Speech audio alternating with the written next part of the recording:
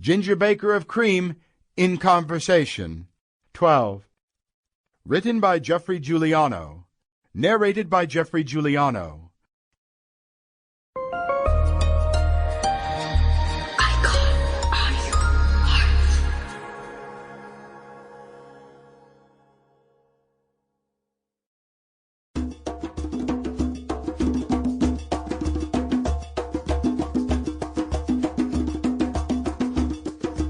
Welcome to Ginger Baker in Conversation.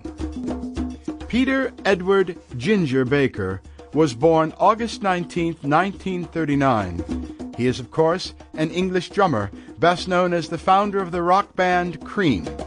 His work in the 1960s earned him praise as rock's first superstar drummer, although his individual style melded a jazz background with his interest in African rhythms. Baker is credited as a pioneer of drumming in genres like jazz fusion, heavy metal, and world music.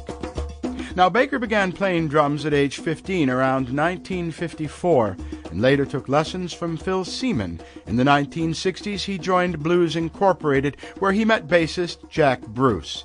The two clashed often, but would be rhythm section partners again in the Graham Bond Organization and Cream, the latter of which Baker co-founded with Eric Clapton in 1966.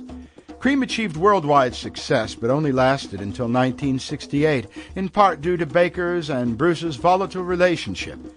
After briefly working with Clapton in Blind Faith and leading Ginger Baker's Air Force, Baker spent several years in the 1970s living and recording in Africa, often with fellow Ransom Kuti, in pursuit of his longtime interest in African music. Among Baker's other collaborations are his work with Gary Moore, Masters of Reality, Public Image Limited, Atomic Rooster, Bill Laswell, jazz bassist Charlie Hayden, and another personality-led effort, Ginger Baker's Energy. Baker's drumming attracted attention for his style, showmanship, and use of two bass drums instead of the conventional one. In his early days, he performed lengthy drum solos, most notably in the Cream song Toad, one of the earliest recorded examples in rock music. Baker, too, is an inductee in the Rock and Roll Hall of Fame as a member of Cream, and of the Modern Drummer Hall of Fame in 2008, and of the Classic Drum Hall of Fame in 2016. That being the annotated chapter and verse biography of Peter Ginger Baker, let me tell you where I came into the story. I received a phone call many years ago out of the blue, with a voice on the other end of the line saying, "It's Ginger," to which I replied, "Ginger who?" He said, "Ginger Baker, you idiot. I want you to write my book." This was at a time in my career when I was pretty much in demand, and I was somewhat surprised and very honored to get the call.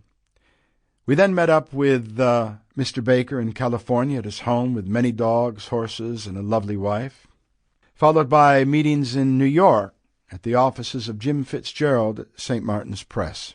Eventually, a lucrative international book deal was hammered out, and Ginger and I began to work on the book. It was, without doubt, one of the most extraordinary experiences of my life, and not particularly in a good way. I worked on the book very hard, and as much as Ginger said he liked it on Monday, he loathed it on Tuesday, lukewarm on Wednesday, wanted to fire me on Thursday, and loved it again on Friday. It was very difficult to know where you stand at any given time with Peter Ginger Baker at the helm.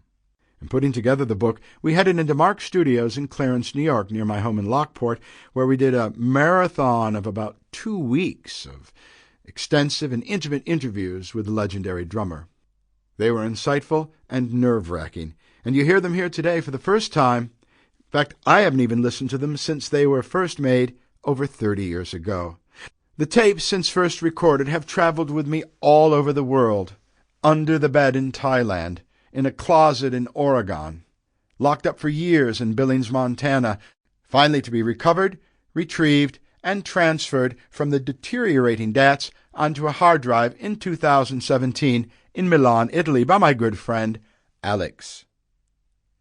Despite the sheer volume of the tapes involved, it was a kind of King Tut's tomb of rock history annotated by the great Ginger Baker. To hear them today is a rock enthusiast's wonder. Sample complete. Ready to continue?